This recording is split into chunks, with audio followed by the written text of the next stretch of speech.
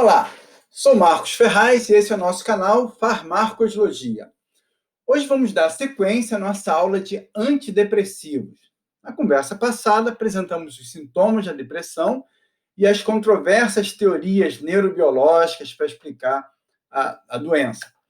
Hoje vamos falar dos fármacos. Vamos começar falando do que eu chamo de fármacos clássicos, os inibidores seletivos da recaptação de serotonina e inibidores da MAO e antidepressivos tricíclicos. Então, sejam todos e todas bem-vindos a essa viagem farmacológica. Para começo de conversa, nós precisamos situar algumas questões que eu até já comentei na conversa passada sobre os antidepressivos. Primeiro, apenas 2/3 dos pacientes respondem aos antidepressivos. E a gente viu que 1/3 responde a placebo. Bom, outra coisa, todo antidepressivo leva pelo menos 2 semanas para começar a fazer efeito. Alguns, com sorte, produzem resposta ou remissão em 8 semanas. Mas muitos vão provocar efeito depois de 3, 4 meses, às vezes um pouco mais. Ok? Vamos definir. Eu chamo de remissão quando o sujeito fica assintomático, ele tinha sintomas de depressão e os sintomas desaparecem. E resposta quando há uma melhora de pelo menos 50% dos sintomas, usando uma daquelas escalas neuropsicológicas. Bom, se a droga leva 2 semanas para fazer efeito, gente, os efeitos adversos não esperam tanto tempo assim. Então, assim que a droga tem um pico plasmático, ou seja, 1 hora e meia, 2 horas, o paciente já começa a experimentar alguns dos efeitos adversos.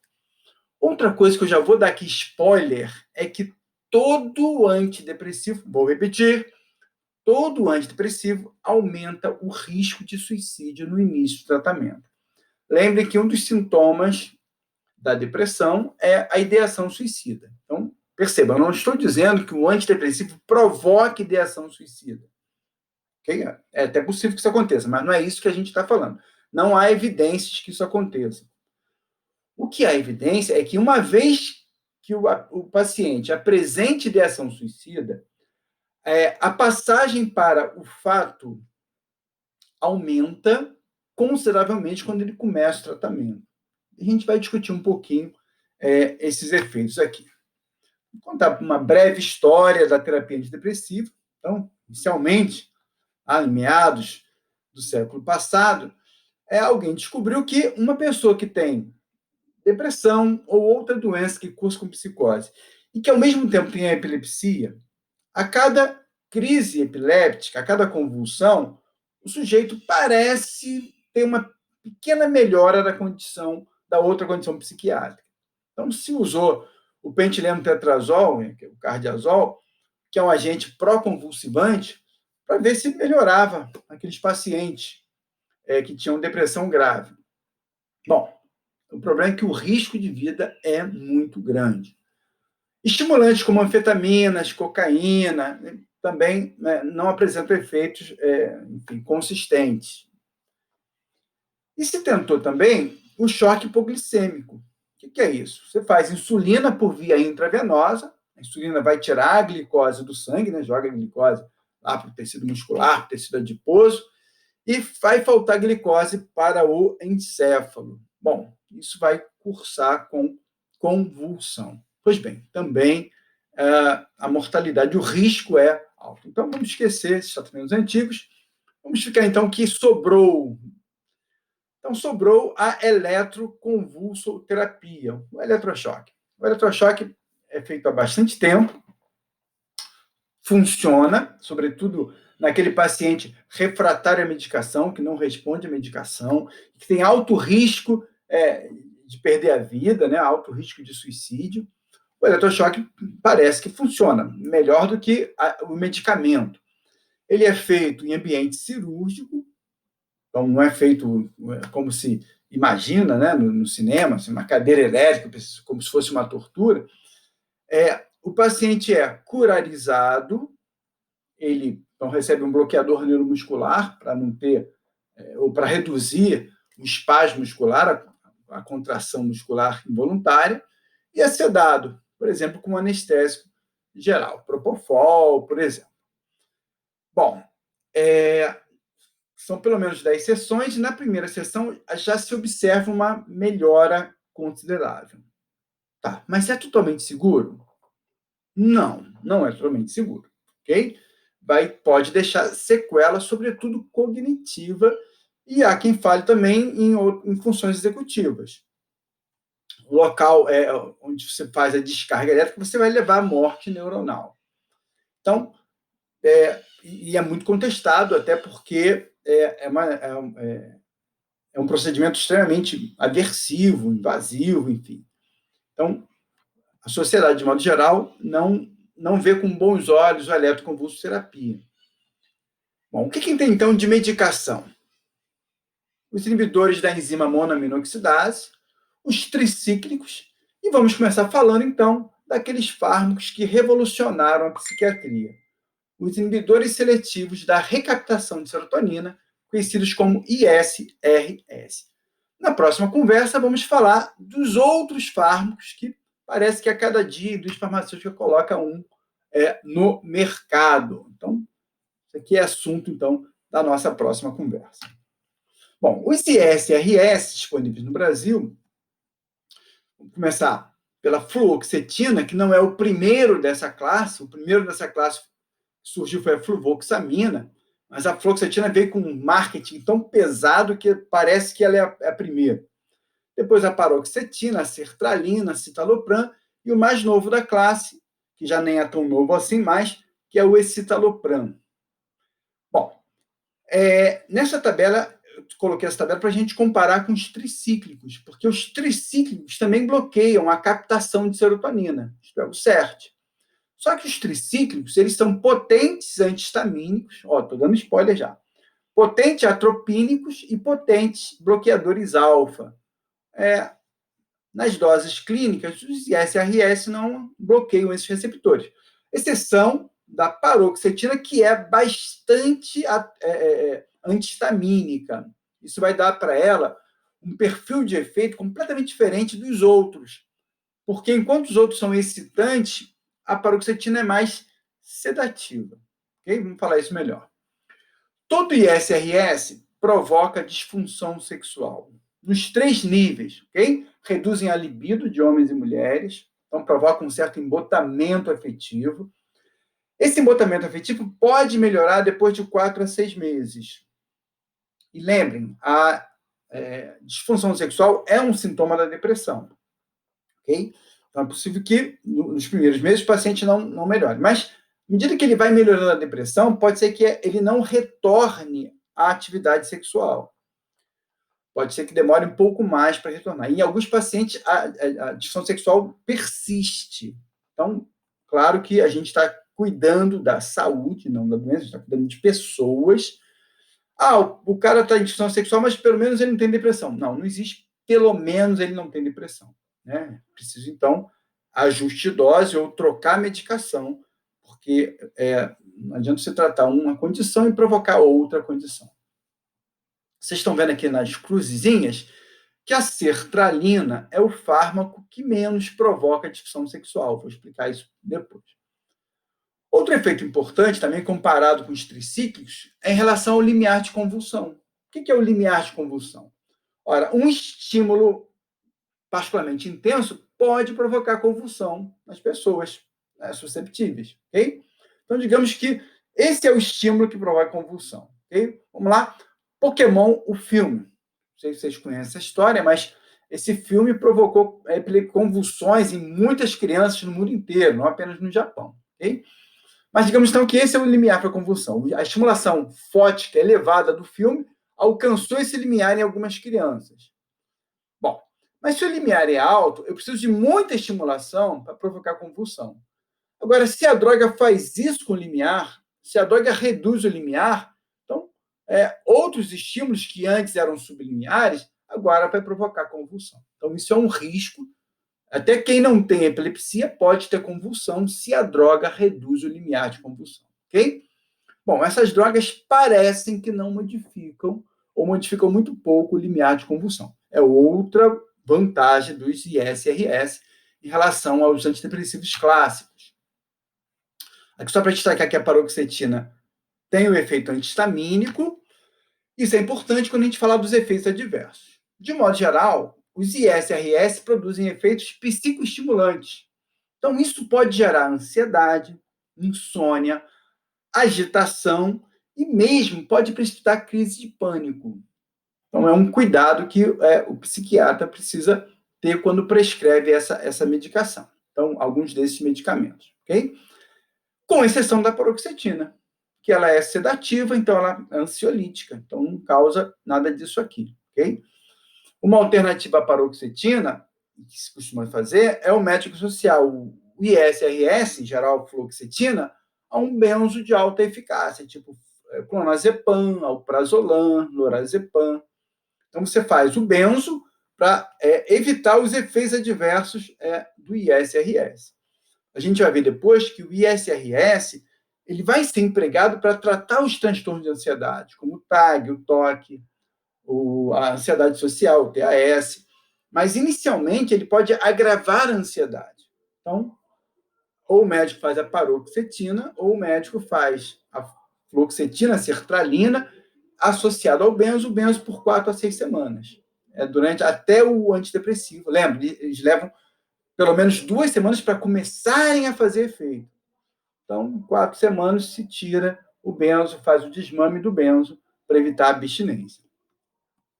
Bom, os ISRS, e aí vou falar da fluoxetina, que ela é a mais potente do grupo. Né? A sertralina também é bastante potente. Mas todos eles podem provocar sintomas motores. Acatisia, retardo motor, um parkinsonismo leve. Isso não lembra síndrome extrapiramidal? Bingo! Vocês adivinharam? Perfeito. Então, é interessante que eu falei um pouco, não sei se eu falei direito na aula passada, mas há um balanço dopamina e serotonina em muitos circuitos. Então, ou seja, circuitos serotoninérgicos freiam circuitos dopaminérgicos. Ora, se eu aumento a serotonina em um circuito, eu vou acabar reduzindo a liberação de dopamina.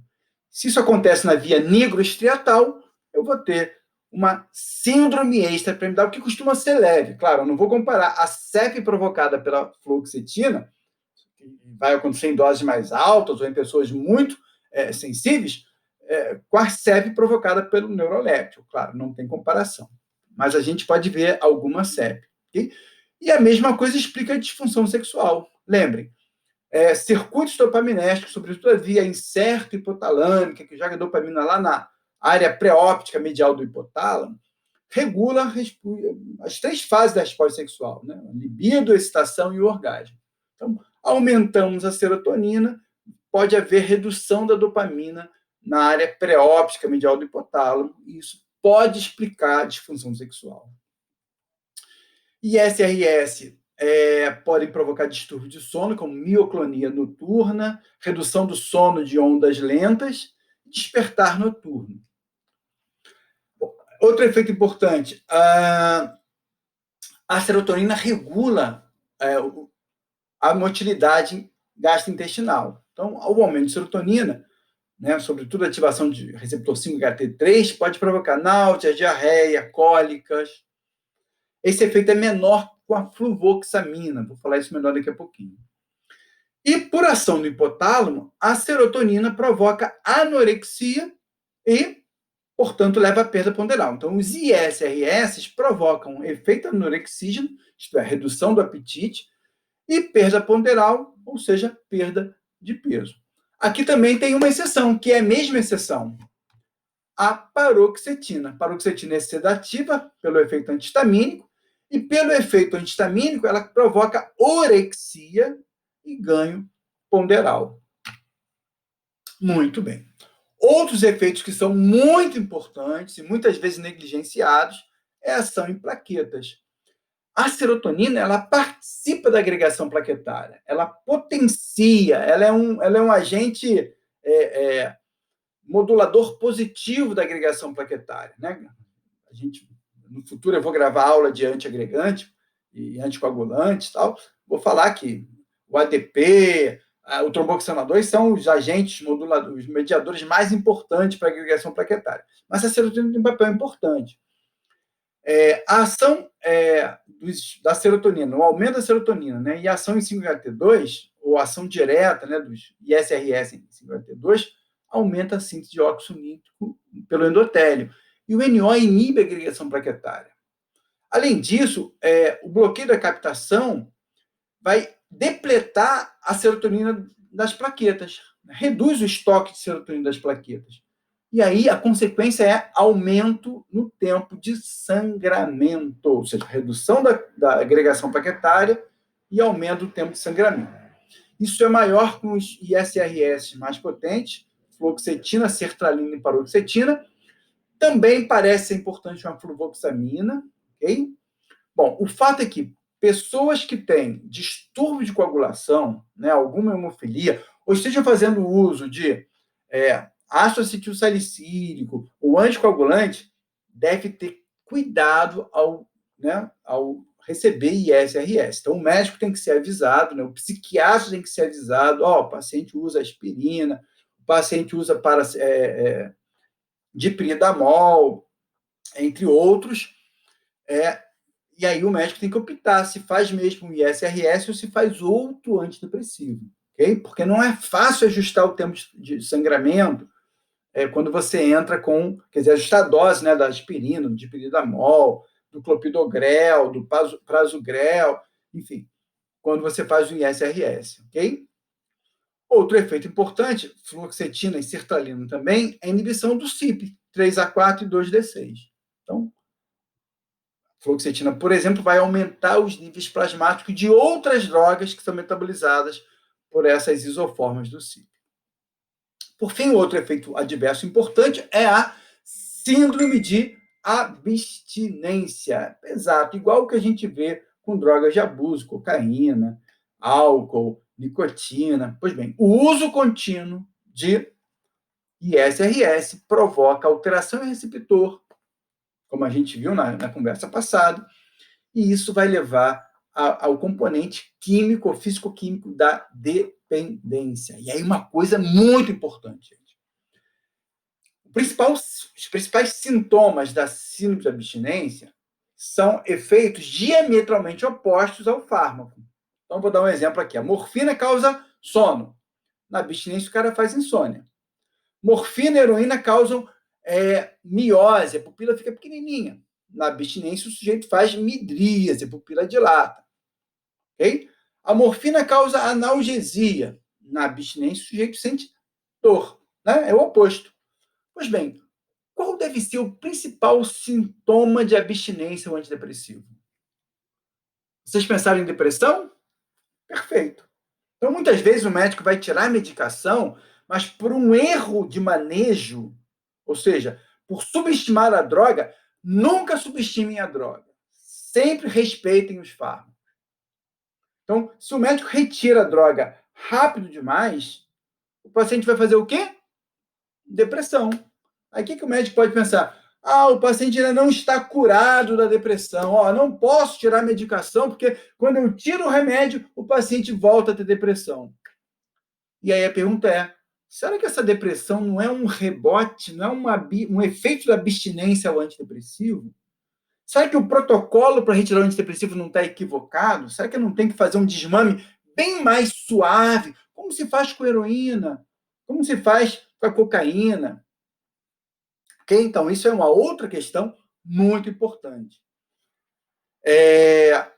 Bom, além desses efeitos gerais, vocês viram que tem pequenas diferenças. A árvore mental está reclamando aqui, que tem que estudar mais coisas.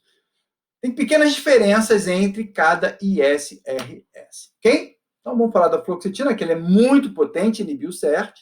Também faz um bloqueio do receptor 5-HT1C, uma ação direta, uma ação antagonista, que é um receptor localizado em neurônios dopaminérgicos e serotoninérgicos, ok? Então, bloquear esse receptor acaba aumentando a liberação de dopamina em algumas vias, tá legal? Não é em todas as vezes, senão não ocorreria a CEP e nem a disfunção sexual. Mas isso dá, sobretudo, um efeito energizante, antifadiga, e teoricamente, provoca melhora na atenção e na concentração. Então, a gente pode observar esses efeitos. Okay? Esse efeito depende de cada pessoa, depende da dose também. Bom, mas isso vai gerar, né, um perfil de pessoas que são beneficiadas com a fluoxetina. Paciente com depressão e, ao mesmo tempo, hipersonia. Lembra, a depressão provoca alteração do sono, para mais ou para menos. Então, esse perfil de pessoa com hipersonia, apatia, fadiga, né, falta de energia, retardo psicomotor, seria, teoricamente, beneficiado com o uso de fluoxetina. Ok?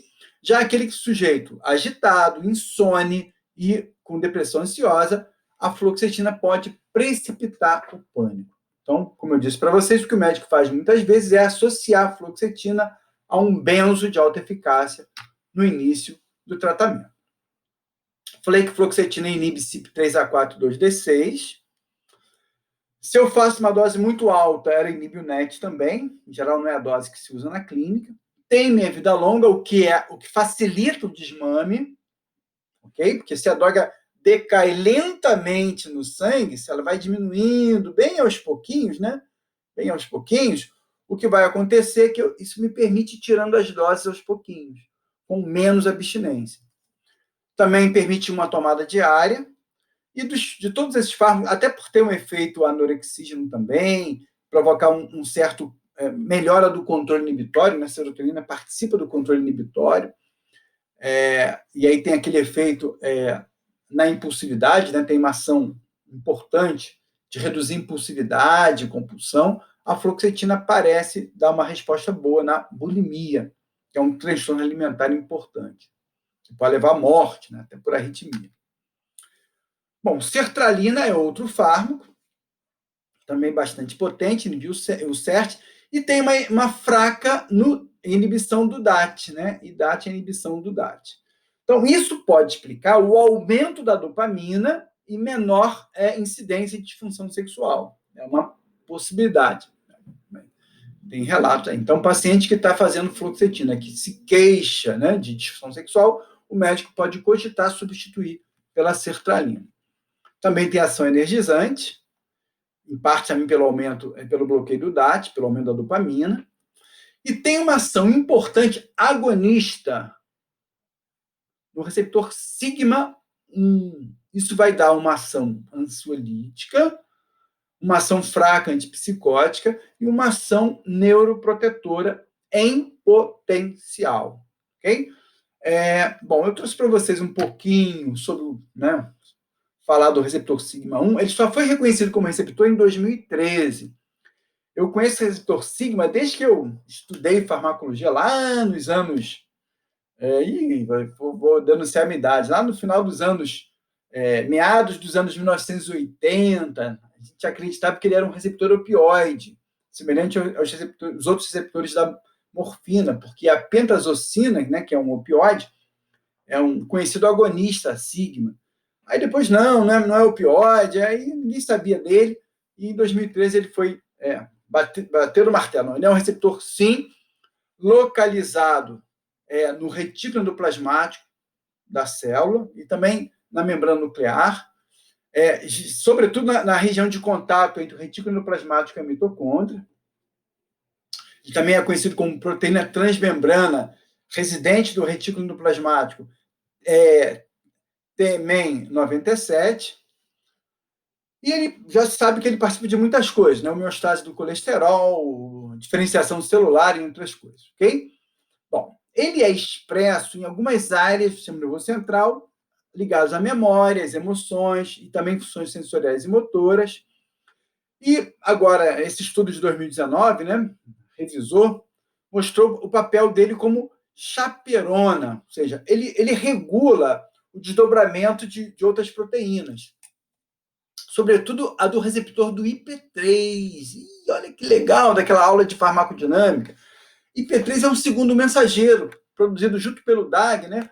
Quando a gente ativa a fosfolipase C-beta. Então, receptores da dopamina, o D1 faz isso, da noradrenalina, o alfa-1, alguns da serotonina também. Bom, então ele é meio que coexpresso com o IP3, o receptor de IP3 que está localizado no retículo endoplasmático. E lembra, promove influxo de cálcio para a célula. Como ele regula esse receptor, ele é importante para manter o funcionamento desse receptor, né? E quando tem um excesso de estresse na célula, há uma liberação maciça de cálcio, e nós vimos que um excesso de cálcio provoca apoptose. Então, o receptor sigma tem um papel de prevenir a apoptose no estresse. Então, no caso, a sertralina, como é um agonista, poderia ter um papel neuroprotetor, ok? Por ativar esse receptor. Aqui, só para mostrar para vocês, aqui o receptor do IP3, tá? Faltou desenhar a membrana, né? Mas eu peguei do artigo. E aqui é que está o sigma 1, ligado aqui à BIP, é um outro sistema. Na presença do agonista, então, ele vai lá e regula o receptor do IP3. Então, beleza. Isso aqui é um alvo interessante também para outras drogas antiapoptóticas, né, que podem ser usadas em uma série de outras condições neuropsiquiátricas. Só para mostrar para vocês o que é o receptor sigma. Bom, voltando então a falar da sertralina, ela seria indicada na depressão psicótica. Então, o médico pode fazer um antipsicótico com ação antidepressiva, como a quetiapina, ou a sertralina, ou associar os dois. A depressão delirante também. Você pode aumentar a ação sobre o DAT associando a bupropiona. Vou falar da bupropiona na próxima aula. Bupropiona é o inibidor mais potente do DAT. Na depressão atípica, caracterizada por hipersonia, baixa energia e reatividade do humor reativo. Bom, e pode provocar ativação excessiva no transtorno de pânico. Então, seria contraindicada em paciente com pânico, exceto, claro, ao menos que se faça uma associação da sertralina com um benzo. Fluvoxamina de todos os fármacos antidepressivos, é a que mais tem potência em ativar o sigma-1, que eu já mostrei para vocês. Então, também dá para ela ações ansiolíticas, antipsicóticas, e aí tem sido empregado como droga de escolha no TOC e na ansiedade social, no TAS, ok? Bom, controvérsia, mas tem sido bastante indicado. Então, eu disse para vocês que o antidepressivo atua também em transtornos de ansiedade.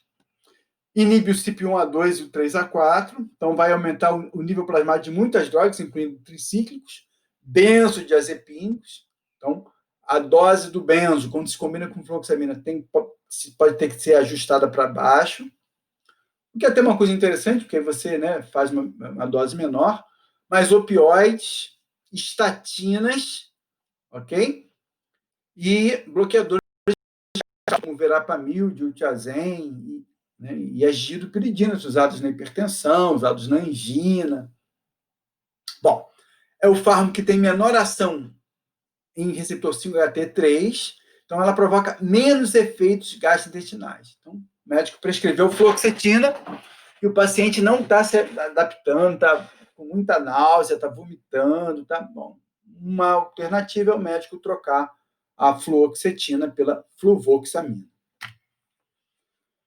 Bom, então já falei, depressão psicótica, transtorno delirante, TOC, TAS e outros transtornos de ansiedade. E ela não tem a minha vida longa como a fluoxetina, mas tem uma formulação agora de ação prolongada, e aí permite também uma tomada diária e facilita a vida do paciente. Bom, se a fluoxetina e a fluvoxamina têm ações energizantes, a sertralina, sobretudo, tem ações energizantes, a paroxetina é o contrário, tem ação sedativa, ok? Tem efeito tranquilizante sedativo por conta da ação antihistamínica e alguma ação atropínica também. Então, seria a droga de escolha naquele paciente com sintomas ansiosos. Um senão é que, por ser antihistamínico, a paroxetina provoca ganho ponderal, ela engorda. Isso, para algumas pessoas, isso pode ser um problema, ok?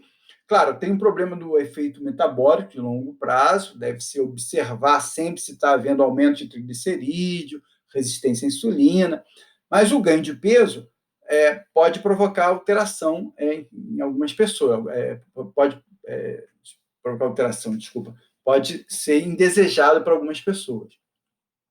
Então tem que levar em conta também. Fraca ação de inibir NET, inibir a nucleosintase. Então, pode ter menos efeito. Não, na prática tem bastante efeito em plaqueta também. Deve ter cautela no paciente com doença de coagulação, distúrbio de coagulação. Inibe o CYP2, CYPD6, então também interações farmacológicas importantes. Tem meia vida curta. Então, a síndrome de abstinência com a paroxetina costuma ser mais intensa. Né? Eu acabei falar agora. Acatesia, inquietação, mal-estar gastrointestinal, tontura e formigamento. E, faltou botar aqui, depressão. Ok? Então, o desmame com paroxetina é mais complicado. Então, muitas vezes, o médico pode pensar em substituir a paroxetina por outro ISRS para fazer o desmame.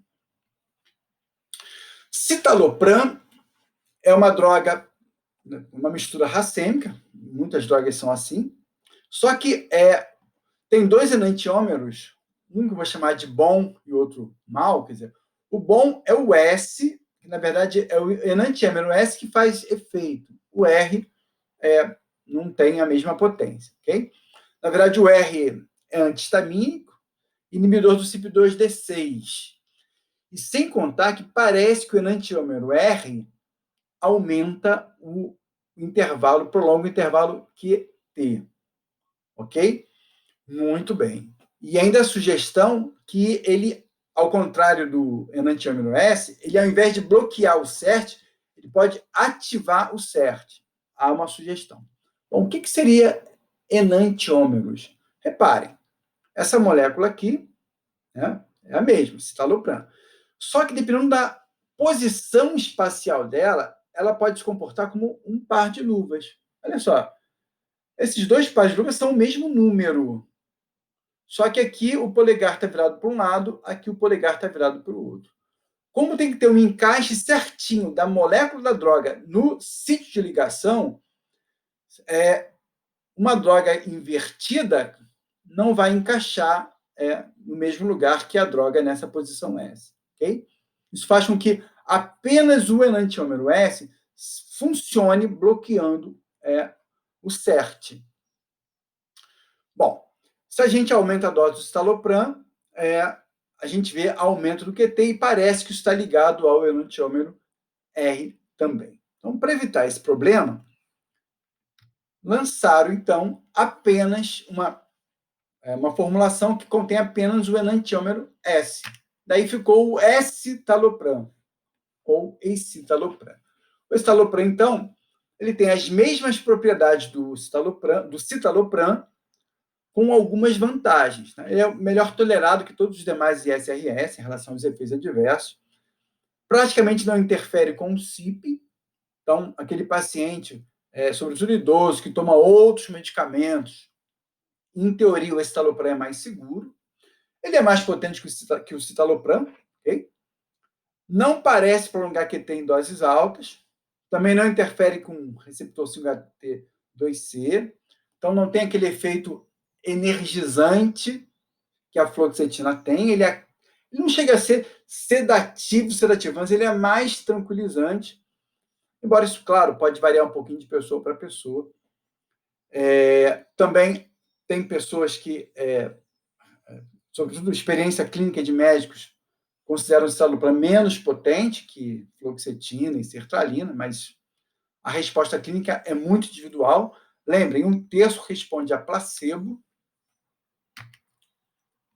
Bom, então, isto posto, vou lembrar algumas coisas. Primeira coisa que eu vou lembrar, já falei para vocês, mas todo antidepressivo aumenta o risco de suicídio no início do tratamento. Então, lembrem que o fármaco leva 2 semanas para fazer efeito e o efeito energizante, bota aí 1 a 2 horas depois de tomar, o paciente já tem esse efeito energizante. Então, eu tenho alguém com ideação suicida que não partiu, né, para as vias de fato, okay? Não partiu para a ação, e não vou dizer que é por quê, mas isso pode estar ligado a ele não ter energia.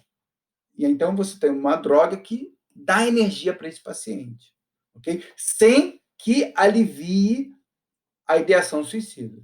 Então o risco é alto, esse paciente tem que ficar sob supervisão. E, gente, isso qualquer antidepressivo, tá? Mas a paroxetina é sedativa, então ela não aumenta a energia. Infelizmente, não é bem assim. Então, incluindo a paroxetina e todos os mais sedativos, aumenta o risco de suicídio no início do tratamento. Bom, contraindicação, uso associado com outras drogas que aumentam a serotonina, como, por exemplo, os inibidores da MAO, porque isso pode provocar a síndrome serotoninérgica, que pode levar à morte, tá? Começa com confusão mental, né, desorientação, excitação, sudorese excessiva, ou seja, diaforese, mioclonias, tremores, incoordenação motora, febre medicamentosa, né, hipertermia. Bom, atenção especial para a fluoxetina que tem minha vida longa. Então, né, se o médico for trocar a fluoxetina para o inibidor da MAO, pode esperar aí 2 a 3 semanas antes de começar com o inibidor da MAO, ok? Então, falei da abstinência também. A catesia, ou seja, o paciente pode fazer síndrome extrapiramidal na abstinência, e não botei aqui, mas podem anotar depressão, ok? Está dentro da síndrome da abstinência. Então, disse para vocês que a síndrome costuma ser mais intensa nas drogas de meia vida curta e menos intensa nas drogas de meia vida longa. Menos intensa significa que não seja importante, tá? Então, vai ser importante também. Então, quando você retira a fluoxetina, tem que ser feita também bem lenta e gradual essa retirada. Bom, os ISRS vão levar 2 semanas para começar a fazer efeito, e a remissão não ocorre antes de 3 meses, mas pode botar 6 meses, tá? 3 a 4 está na literatura, pode botar de 4 a 6 meses, para o paciente ficar bem, ok? Alguns pacientes podem apresentar uma recuperação apática, mesmo com as drogas energizantes, como a fluoxetina. O que é isso? Lembra que naquele modelo que eu falei na aula passada, né, que na depressão ocorre um aumento do afeto negativo e uma redução do afeto positivo? Então, quando e que a serotonina regula o afeto negativo, né, não regula o afeto positivo, quer dizer, ela regula indiretamente quando ela regula a dopamina. Então, como a gente está aumentando a serotonina mais do que a dopamina e a nora, pode acontecer que o afeto negativo que estava alto diminua, melhore. Okay? Então, o humor depressivo, a ideação suicida, a culpa, a repugnância, isso tudo pode melhorar. Mas pode acontecer que o afeto positivo não aumente. Então, o paciente fica sem entusiasmo, sem tesão, sem alegria, sem autoconfiança. Isso que a gente chama de recuperação apática. Então, está aqui, perda de felicidade, perda de alegria, mantém o desinteresse, não sente prazer, falta energia, falta entusiasmo, falta autoconfiança. Bom, e aí o que o médico pode fazer? O médico pode associar ao ISRS uma outra droga com ação dopaminérgica. Ou pode substituir o ISRS por uma outra droga que tem um perfil maior, que cubra também dopamina e serotonina, ok? Muito bem. De um modo geral, está aqui a explicação, o aumento da serotonina pode reduzir a dopamina mesocortical e mesolímbica, né, provocando esse efeito aqui de apatia. Muito bem. Falamos dos ISRS, vamos falar agora dos clássicos. Então, vamos falar um pouquinho. São drogas menos prescritas por conta dos efeitos adversos, então vou falar um pouco com menos detalhes, mas vou começar com os inibidores da MAO. Então, no Brasil ainda tem a tranilcipromina e a moclobemida, mas são poucos prescritos. A tranilcipromina é mais eficaz porque é o inibidor irreversível da MAO. Então, praticamente vai levar uma semana para recuperar, ou mais, para recuperar a atividade da enzima. Aqui uma formulação que contém a tranilcipromina com a trifluoroperazina, para depressão ansiosa. A estrutura química da tranilcipromina. Outros já mas não estão mais no mercado, a fenelzina saiu do mercado, aqui é a tranilcipromina. Bom, boa absorção oral, distribuição excelente, se concentra no fígado, cérebro, coração, minha vida de algumas horas, mas a minha vida não interfere muito, né, no efeito, porque já que a droga inibe reversivelmente, falando da tranilcipromina, a recuperação pode levar até 20 dias. Bota aí 15 dias, 2 semanas, para você recuperar a mal, para recuperar o funcionamento do sistema, ok? Índice de remissão costuma ser mais alto, mas ainda tem uma galera que não vai responder, mesmo ao inibidor da mal. O resto é igual. Resposta de remissão em 8 semanas, ou seja, 2 meses, enquanto que os ISRS vão levar de 3 a 6 meses. Os efeitos adversos também aparecem em 1 hora e são contraindicados em quem tem doença cardíaca, ok? Dão uma boa resposta em depressão sintoma, que seria o luto, mas aí a gente tem que questionar se vale a pena medicalizar o luto, né? Medicar o luto. Bom, quais são esses efeitos adversos que aparecem em 1 hora? Um efeito energizante, insônia, irritabilidade, agitação. Então, conversão de depressão inibida em ansiosa ou agitada, com risco de suicídio, isso aqui vale para todo antidepressivo, né? E conversão da depressão em mania ou hipomania no paciente com bipolar também vale para todo antidepressivo. Os inibidores da mal são potentes atropínicos, então, efeito boca seca, retenção urinária, constipação, disfunção. Também são potentes bloqueadores alfa. E isso já vem uma coisa interessante que eu vou explicar melhor daqui a pouquinho. O bloqueio alfa vai provocar hipotensão postural, que é o principal efeito deles. A pessoa está de pé, a pressão está deitado, perdão, a pressão está normal. Levantou, estou fora do time. Levantou, a pressão cai, porque há uma vasodilatação, sobretudo uma venodilatação. Muito bem. Então, isso pode oferecer risco de queda para as pessoas, sobretudo idosos e idosas. Mas, por outro lado, como a mal também metaboliza noradrenalina, algumas pessoas, sobretudo em doses mais altas, podem apresentar uma síndrome hipertensiva, principalmente associada a drogas adrenérgicas, vou falar daqui a pouquinho. E algumas pessoas podem fazer um quadro semelhante à angina vasoespástica ou angina de Prince-Metal, ou seja, dor no peito, o aperto no peito, que caracteriza a cardiopatia isquêmica. Isso é raro, mas pode aparecer. Além disso, por ser um derivado hidrazínico, pode provocar uma síndrome tipo lúpus. Então, está aqui, eu estou na frente da menina. Vamos ver o outro lado, mas aqui tem uma borboleta nos dois lados, que é a característica do lúpus. Nesse caso aqui é lúpus medicamentoso, então tem que tirar a medicação. Além de lesão hepática, e lembre, a droga se distribui bem para o fígado. Displasias sanguíneas são raras. Reações patológicas da pele também são raras, mas são graves, tipo Steven Johnson, e necrose cutânea tóxica, podem acontecer com inibidores da mal também. Bom, mas o grande problema deles são as interações medicamentosas. Então, drogas, monoaminas ou precursores de monoaminas podem aumentar os efeitos pressores. Então, triptamina, dopamina, levodopa do Parkinson, tudo isso pode aumentar a pressão. Mesma coisa com drogas simpático-miméticas. Por exemplo, descongestionantes nasais, né? E aqueles antigripais que se usa por via oral, pode aumentar o efeito pressor e até provocar febre. Reserpina e alfa-metildopa, que são medicamentos antihipertensivos, o inibidor da mal pode transformar o efeito antihipertensivo em o contrário, o efeito pressor, pode aumentar a pressão. Também pode provocar cafeína e teofilina, hipercinesia, hipertermia, agitação. Podem potencializar o efeito hipoglicemiante da insulina.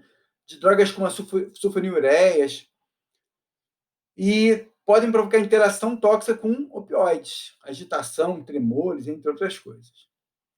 Bom, por inibir o citocromo P450, o CYP, o inibidor da MAO pode aumentar o efeito de cocaína, barbitúricos, entre outros. Então, tem muitas interações medicamentosas. E além das interações medicamentosas, a gente pode ver interações com alimentos, que é a reação de queijos e vinhos. Porque queijos e vinhos apresentam a tiramina. Tiramina é um produto da descarboxilação da tirosina. Tirosina, vocês lembram? Ó, botei rápido demais, né? É captada pela célula e ela dá origem à dopamina. Dopamina, dentro da vesícula, vai virar noradrenalina. Ok? Muito bem. Essa tirosina, nesses alimentos maturados, ela perde a carboxila e vira tiramina. Bom, tudo bem que a tiramina também é monoamina e vai ser destruída pela MAO, no intestino, pela MAO hepática. Bom, só que se a pessoa está tomando inibidor da MAO, o que vai acontecer é que essa tiramina entra no neurônio, não vai ser metabolizada, e olha o nome, ela tira a amina de dentro da célula. Com isso, eu vou ter uma descarga noradrenérgica que vai ativar os receptores alfa e beta, provocando uma crise hipertensiva. Ou seja, tomou inibidor da MAO, eu não posso comer queijo, nem beber vinho, senão minha pressão vai lá em cima. E uma pressão que aumenta muito, né, tem um aumento muito grande e muito rapidamente, pressão é força sobre área. Vai acabar rompendo os vasos. Onde que vai romper o vaso? No dedão no pé? Não, vai romper o vaso no encéfalo, causando acidente vascular encefálico hemorrágico. Ok? Então, está aqui uma lista de alimentos que o sujeito tomando inibidor da MAO tem que evitar. Picanha maturada, não pode. Queijo, coalhada, não pode. Vinho, não pode. Nem cerveja. Arranque defumado, não pode. Fígado, dispenso, odeio fígado, mas não pode. Chocolate, comida japonesa, japonesa pode, mas tem que botar ketchup no sushi e mostarda no sashimi, porque molho de soja não pode. Nem feijão, nem figo enlatado, passas, banana, abacate, presunto tender não pode também. É só alimento que ninguém gosta mesmo. Vou ter até uma piadinha sem graça. Bom, mas eu fui ver se isso era verdade e não é bem assim, gente. Olha só. Vamos desmistificar um pouquinho. Nem todo queijo é rico em tiramina. Queijo barato, tipo parmesão, cream cheese, mussarela, queijo. Se bem que queijo de Minas está caro para caramba hoje em dia. Outros queijos estão liberados. Cerveja está liberado. O que não pode é o chopp. O chopp é rico em tiramina, cerveja não. Vinho branco está liberado. Vodka, tequila estão liberados também.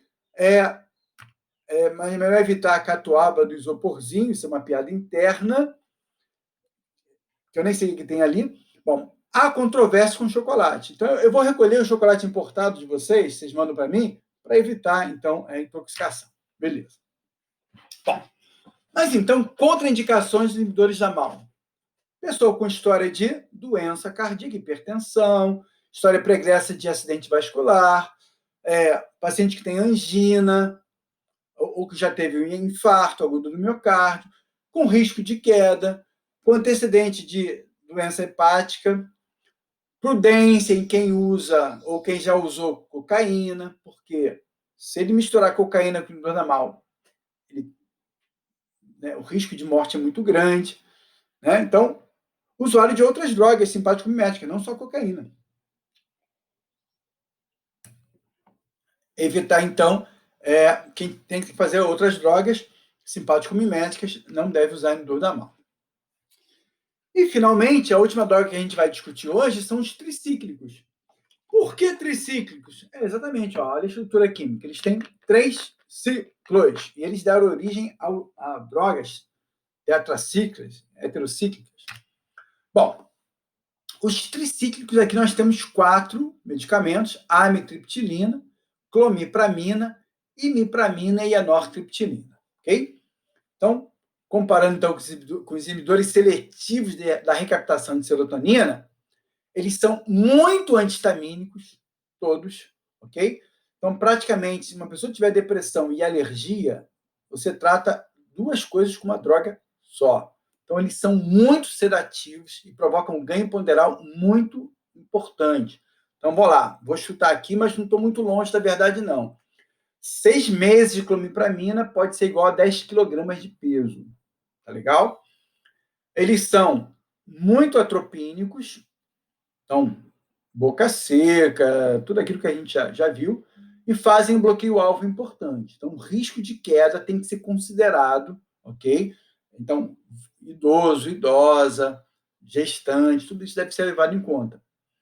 A nortriptilina provoca menos bloqueio alfa, então provoca menor risco de queda, então pode ser considerada.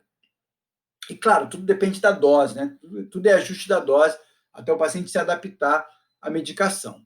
Mas, sobretudo com esse tratamento, o paciente tem que ser informado que, ao levantar, tenha cuidado, porque ele pode sentir tontura, por conta da hipotensão postural, ok? Tem uma formulação de amitriptilina com clordiazepóxito, que é um benzo. Bom, desses todos aqui, a droga mais potente é a clomipramina, é o padrão ouro. E a gente vai ver depois, a clomipramina parece ter um efeito semelhante à cetamina, que é um antidepressivo de ação rápida, mas também por esse efeito atropínico dela. Também isso pode dar um efeito adicional. Ela é muito potente, até como um atropínico. Bom, um perfil do efeito dos tricíclicos, aqui tem o NET, o tricíclico ele bloqueia tanto o CERT, faltou falar, né? A ação maior é sobre o CERT, mas também eles são potentes em bloquear o NET, então bloqueia a captação de serotonina e também de nora. Quanto maior o bloqueio na serotonina, maior a potência como antidepressivo, isso é fato. Então, mas a clomipramina é muito potente em bloquear o CERT, mas também bloqueia o NET. Então, liberamos noradrenalina, o NET vai jogar nora para dentro da célula pré-sináptica, a gente já viu isso, ok? E aí o triciclo, ao bloquear o NET, vai aumentar a concentração de noradrenalina na fenda também. Além disso, o receptor alfa-2 faz feedback negativo. A nora, quando ativa alfa-2, ela inibe a liberação de mais nora. O triciclo bloqueia alfa-2. Então, vai aumentar a liberação de nora. Bloqueia alfa-1. E isso vai provocar, aqui ele errou, né? Errou o receptor. Vai provocar hipotensão postural.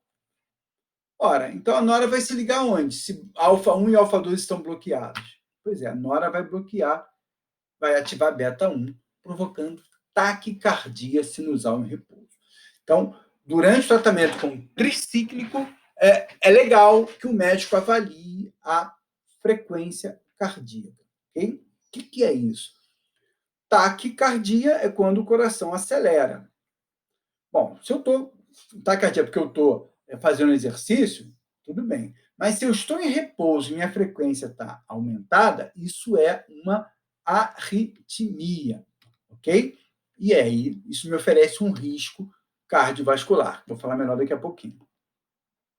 Então, em termos de cinética, boa biodisponibilidade, meia-vida longa, VD elevado, também, biotransformação hepática.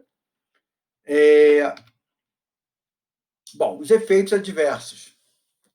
Então, virado de humor no bipolar, isso vale para qualquer antidepressivo, mas os tricíclicos podem provocar psicose tóxica em idosos, cautela, são muito sedativos, é menor com a amitriptilina, podem provocar, paradoxalmente, agitação e insônia. Olhem a situação, gente, o sujeito está sedado, mas não consegue dormir.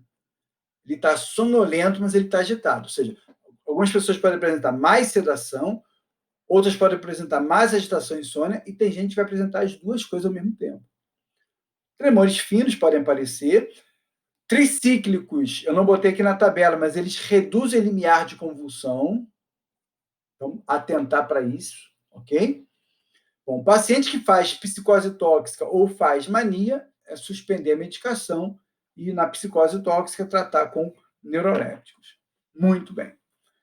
Efeitos no sistema nervoso autônomo. O efeito atropínico muito importante. xero seco, estômago, boca seca, conjuntiva seca, dilatação da pupila, paralisia do músculo ciliar, levando a perda de acomodação visual, né, cicloplegia, então não consigo acomodar a visão para perto. Aumenta o risco, né, de precipitar glaucoma de ângulo fechado, por redução da drenagem do humor aquoso, dificuldade de urinar, poliaciúria, ou seja, o sujeito vai ter dificuldade de urinar e vai ao banheiro várias vezes fazendo um pouquinho de urina, isso, né, caracteriza aquele aumento da próstata, ou no caso, né, contração das vias urinárias, constipação intestinal, que pode até chegar à paralisia do íleo, do intestino delgado, que é raro, mas é uma condição que merece suspensão da medicação e tratamento com anticolinesterase, né, fisostigmina, ou o betanecol, que é um agonista muscarínico. Também na retenção urinária grave, o procedimento é o mesmo, ok?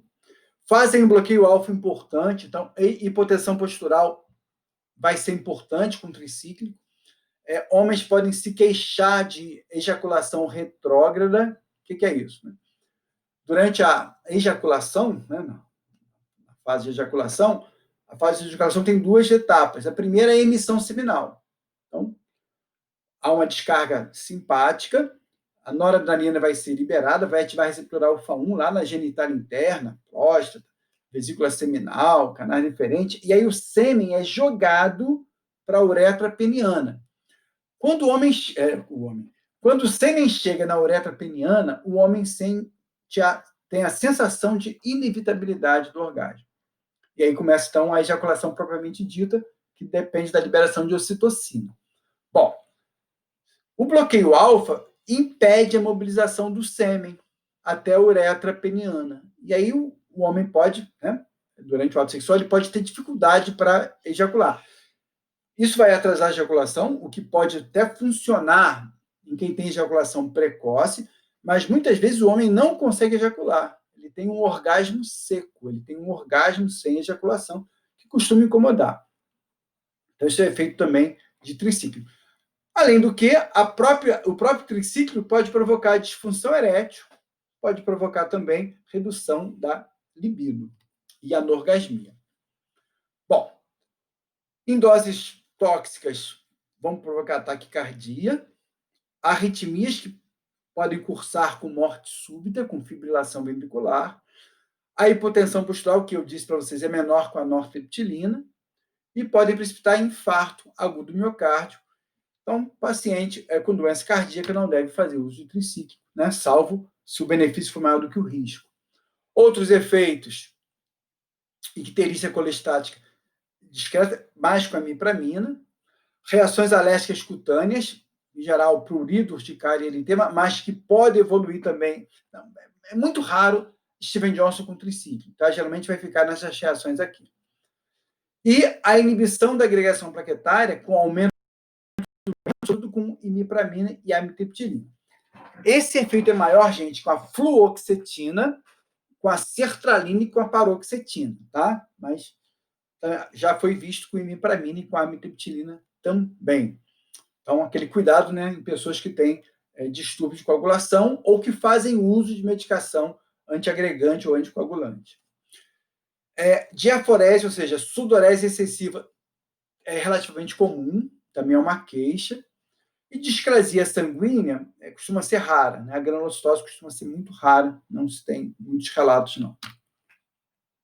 Bom, contraindicação absoluta: glaucoma de ângulo fechado, hiperplasia de próstata no vovô e insuficiência cardíaca descompensada. Na verdade, arritmias também. Na verdade, não é toda arritmia que você contraindicaria o tricíclico, tá certo? Então, precisa que o cardiologista dê o aval para fazer o tricíclico, ok?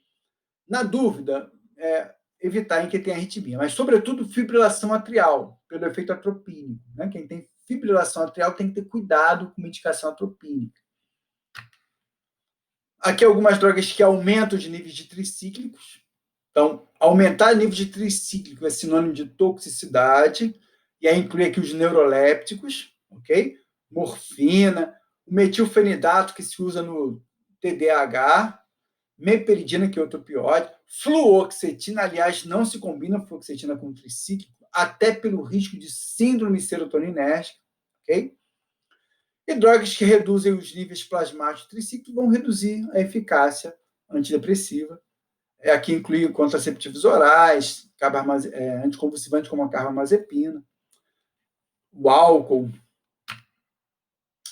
Muito bem. A menina está feliz porque agora ela conhece 3 importantes classes de antidepressivos, os ISRS, os tricíclicos e os inibidores da MAO.